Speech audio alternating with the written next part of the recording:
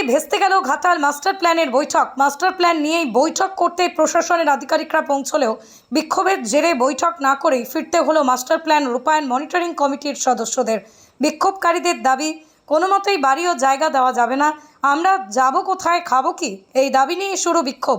পশ্চিম মেদিনীপুর জেলার ঘাটাল পৌরসভার 12 নম্বর ওয়ার্ডে নিশ্চিন্দিপুর এলাকায় আজ বিকেলে শিলাবতী নদীর তীরবর্তী বসবাসকারী পরিবারকে নিয়ে একটি মিটিং ডাকা হয় নিশ্চিন্দিপুর হাই স্কুলে। এদিন মিটিং শুরুর আগেই এলাকাবাসী তাদের স্পষ্ট দাবি জানিয়ে দেন, তারা কোনো মতেই জমি বা বাড়ি দেবে না। শুরু হয় তুমুল বিক্ষোভ। মিটিং না করে ফিরতে হলো আধিকারিকদের।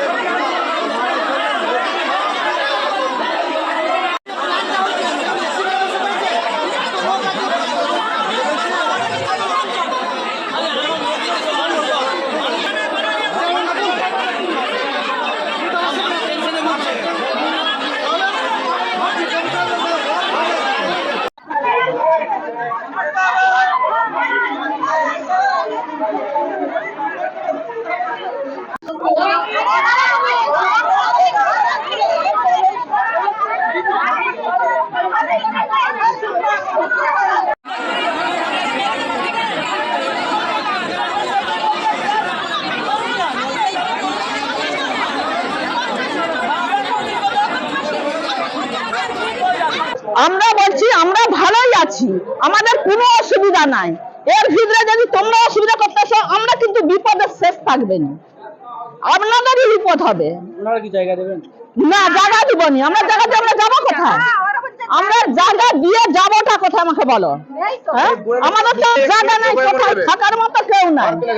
হ্যাঁ, এই মানুষগুলো কি বাঁচবে ঘরটা চলে গেলে? আপনারা তো ঘর করার জন্য পয়সা দিয়েছেন, হোল্ডিং নাম্বার আছে, তারপরে হচ্ছে খাজনা লিখছে, ট্যাক্স লিখছে, একটা ঘর কি তখনকার আপত্তি করলেন, এখনকার আপত্তি করতেছে তাহলে কি না? আমরা জানি আমরা মাস্টার প্ল্যান চাই। আলোচনা বলতে আমরা মাস্টার প্ল্যানে বলছি অন্য কোথাও জায়গা দেবো, আমরা পরিবর্তে কোথাও জায়গা চাইনি, আমরা এই মাস্টার প্ল্যান চাইনি, আমরা জায়গা দেবো না। ঠিক আছে, আমাদের বন্যায় এত কিছু ক্ষতি হয়নি যে আমাদেরকে মাস্টার প্ল্যান করে বাঁচাতে হবে। আমরা মরে যাইনি, আমরা বেঁচেই আছি, আমরা এরকম করেই বেঁচে থাকবো। আমরা এই মাস্টার প্ল্যান চাইনি, অন্য কোথাও জায়গাও চাইনি, মাস্টার প্ল্যানও চাইনি। হ্যাঁ, মাস্টার প্ল্যান চাই, যদি নদী খনন করে যদি নদী পার করে সেই মাস্টার প্ল্যান চাই। আমাদের ঘর বাড়ি বিচ্ছিন্ন করে আমাদের মাস্টার প্ল্যান চাইনি।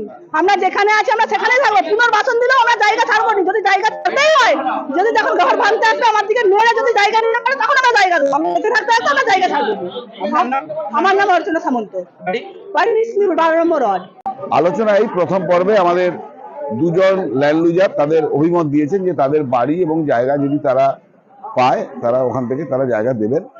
আর অনেকেই যারা উপস্থিত হয়েছিলেন তারা ধৈর্যচ্যুত তারা হয়েছে, তারা অভিমানে, তাদের যন্ত্রণায়, তাদের মনের বেদনায় তারা কিছু কথা বলেছেন। তারা এখানে বিভিন্নভাবে তারা হইচইও করেছেন। তার জন্য আমাদের কোনো অভিমান, আমাদের কোনো যন্ত্রণা হয়নি। এই কারণেই এটা আমার হলেও প্রথম পর্বে আমি এমন করতাম। তবে মমতা বন্দ্যোপাধ্যায় অত্যন্ত আন্তরিক। বাড়ি যার যার যাবে, কাউকে উপযুক্ত মূল্য, কাউকে আমরা আবাসন সেট করে দিয়েও তাদের বাড়ি দেওয়া হবে। কোনোভাবেই যে বা যারা এই জাতীয় বলছেন তারা না বুঝে বলছেন, কারণ গভর্নমেন্টের কাজ অত্যাচার করা নয়, মানুষের কল্যাণ করার জন্য। আজকে যারা ভাবছেন আমরা দেখবো, তারাই একদিন হাসতে হাসতে হয়তো বলবে যে এই নগরায়ণ হওয়ার ফলে আমাদের কিন্তু যা এতদিনের যন্ত্রণা ছিল সেখান থেকে আমরা বেরিয়ে আসতে পেরেছি। আমাদের প্রত্যাশা আজ নয় কাল, কাল নয় পরশু আমরা বারবার আমাদের বোনেদের কাছে, দিদিদের কাছে, ভাইদের কাছে বারবার আসবো। তারা কখনো কখনো অভিমানবশত দুটো কথা বললেও আমাদের আঁচ লাগার কথা নয়, কারণ তাদের প্রতি বছরের যন্ত্রণা তো আমরাও শরীর। হয়তো তিনি এখানে বাস করেন, আমি আরেকটা জায়গায় বাস করি, আমিও তো ঘাটালবাসী। তাদের মনে রাখতে হবে যে অসুখ হলে যেমন ডাক্তার সাজেশন দেন, তেমনি বড় বড় এই জাতীয় পরিকল্পনাকে ইঞ্জিনিয়ারদের সাজেশন মেনে চলতে হয়। হ্যাঁ, আমি জানি যে যিনি যেখানে বসবাস করেন তার শরীরের অঙ্গের মতো জায়গা দিতে গেলে তার সময় সত্যিই কষ্ট হবে। ছেলে পুলে নিয়ে যাওয়া, পড়াশোনা করছে, আত্মীয় পরিজন, সেই শখের মন্দির, শখের স্কুল সবই তো আছে। প্রত্যেকটা জিনিস স্পর্শ করলে তাদের আনন্দ হয়, এটা আমরা সব বুঝি। তথাপিও আজকে গভর্নমেন্ট যেটা ভেবেছে যে এখানে ধরুন আমার রাস্তার উপরে 2000 মানুষের হয়তো অসুবিধা হবে গোটা শহরে, কিন্তু 20 লক্ষ মানুষের এতে উপকার হবে। সেটা তো গভর্নমেন্টকে বুঝতে হবে। গভর্নমেন্ট কিন্তু তুলনামূলকভাবে বিষয়টাকে দেখবেন।